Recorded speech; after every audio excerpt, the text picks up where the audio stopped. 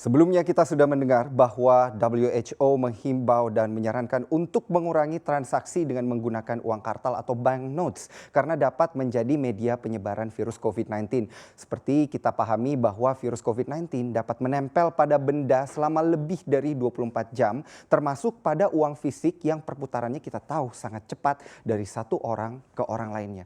Dan untuk meredam dampak mengerikan ini dari penyebaran melalui uang fisik, Bank Indonesia akhirnya turun tangan dan kita ingin mengetahui langkah apa saja yang akan diambil dalam menghalangi penyebaran COVID-19. Akan kita ulas lebih jauh dalam BI Pacu Non-Tunai saat pandemi. Mari kita lihat, ini disebutkan oleh Peri Warjio saat rapat Dewan Gubernur kemarin karena selain menurunkan suku bunga acuan 25 basis poin, ada juga penurunan proyeksi pertumbuhan ekonomi dari 4,2 ke 4,6%. Tapi tidak hanya itu, Peri Warjio bersama kolega juga menyebutkan bahwa kita mempunyai 7 langkah untuk mengurangi dampak negatif penyebaran virus COVID-19. Nah, ada 7 yang sudah disebutkan dan inilah langkah yang ketujuh, yaitu dengan menggenjot pembayaran dengan menggunakan media-media non-tunai. Ada 3 poin penting di sini, di mana tujuannya di sini dapat kita lihat yang disebutkan oleh Peri Warjio adalah memperkuat kebijakan sistem pembayaran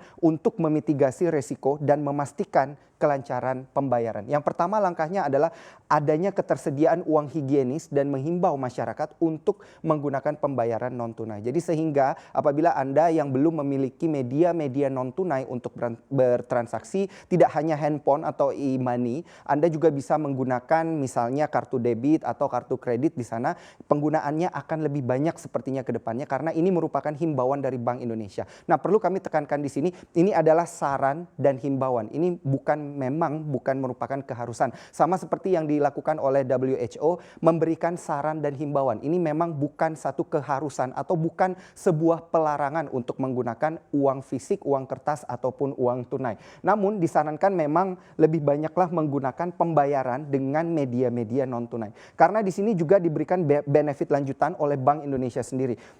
Akan diberlakukan nanti pada 1 April, di mana yang diturunkan adalah biaya SKNBI antar Bank Indonesia dengan bank dari Rp600 transaksinya awalnya menjadi Rp1 saja, dan biaya transaksi dari bank ke nasabah yang awalnya berada di angka Rp3.500 diturunkan ke Rp2.900 per transaksi. Memang ada diskon di sini apabila Anda banyak bertransaksi dengan menggunakan media non tunai, tentu nanti akan lebih terasa untuk efek daripada diskon yang diberikan oleh Bank Indonesia sendiri. Kemudian mendukung penyaluran dana bansos melalui non-tunai. Apabila dananya memang sebelumnya sering diberikan secara tunai, maka kedepannya Bank Indonesia sepertinya akan memberikan dananya secara non-tunai, langsung ditransferkan atau diberikan media-media elektronik lainnya untuk bertransaksi. Untuk dana bansos, dana BNPT, ataupun dana kartu Indonesia Pintar untuk jenjang universitas. Nah, mari kita lihat langkah-langkah selanjutnya yang dilakukan oleh Bank Indonesia juga, dan juga terkait dengan seberapa banyak sih sebenarnya volume transaksi uang elektronik, transaksi non tunai selama ini yang berjalan year to date dari bulan Januari hingga Februari. Di sini kita lihat volumenya karena ada penurunan memang di sini terkait dengan jumlah volume daripada transaksi elektronik, uang elektronik seperti misalnya menggunakan kartu debit atau kartu kredit. Di sini volumenya menurun dari 457,9 juta kali menjadi 431,4 juta kali, menurun cukup signifikan untuk bulan Januari ke Februari, dan nominalnya pun juga tentu saja turun karena volumenya menurun dari 15,87 triliun menjadi 15,17 triliun. Tidak lain dan tidak bukan adalah yang menjadi penyebabnya adalah penyebaran wabah COVID-19 yang membuat tentunya perekonomian menjadi melambat. Tapi ke depannya apakah nilai transaksi ataupun nominal transaksi akan meningkat? Terkait hal ini tentunya volume transaksi diprediksikan akan meningkat karena sudah dikonfirmasi oleh beberapa bank seperti Bank Mandiri dan juga Bank CIMB Niaga yang mengatakan bahwa nilai transaksi, volume transaksi non tunai untuk perbankan yang terjadi pada Bank Mandiri dan CIMB Niaga katanya sudah mulai menunjukkan peningkatan. Artinya memang secara tidak langsung beberapa masyarakat ataupun beberapa gerai toko yang ada di Indonesia ini sudah memberlakukan sistem non tunai atau masyarakatnya memang sudah sadar diri untuk tidak lagi menggunakan uang tunai untuk saat ini. Tapi di ubah bentuknya menjadi uang-uang digital. Ini kita melihat juga posisi uang kartal memang naik ini secara year on year untuk bulan Februari 5,44%, peredarannya menjadi lebih banyak dan kita juga melihat di sini transaksi ATM dan debit per Februari memang ada terlihat penurunan 1,02% karena seperti yang tadi kami sudah sebutkan bahwa ekonominya memang sedang slow down, jadi nilai dan nominal transaksinya mengalami penurunan. Di bulan Maret seperti yang tadi juga sudah disebutkan akan ada peningkatan lagi dan sudah dikonfirmasi oleh beberapa perbankan.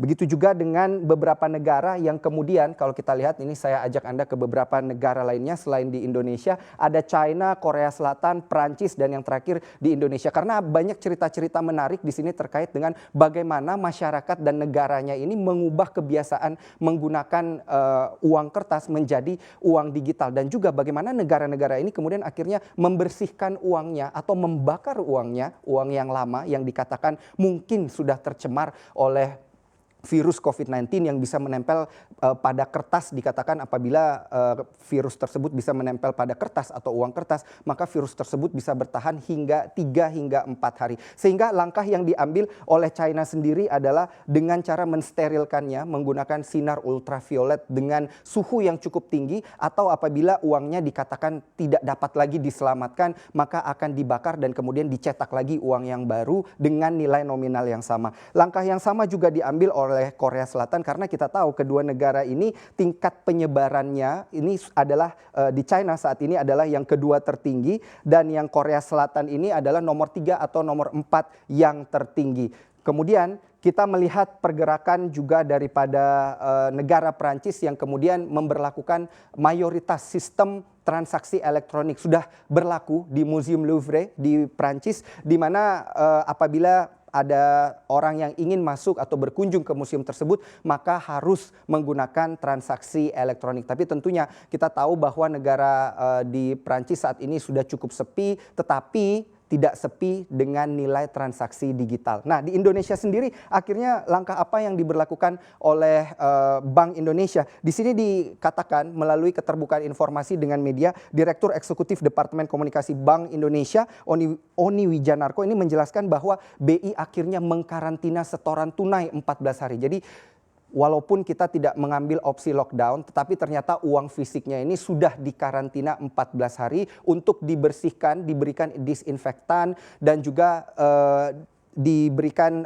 pembersihan lainnya terkait uang-uang tersebut sebelum kembali didistribusikan ke pasar. Nah, ini menjadi menarik langkah-langkah yang diambil oleh berbagai negara untuk mengurangi penggunaan uang kertas dan mulai beralih ke penggunaan uang digital. Menjadi menarik juga dan juga mungkin dapat menjadi masukan bagi Anda untuk lebih banyak bertransaksi dengan menggunakan uang tunai karena ternyata uang tunai juga bisa menjadi media yang sangat cepat untuk menyebarkan wabah COVID-19.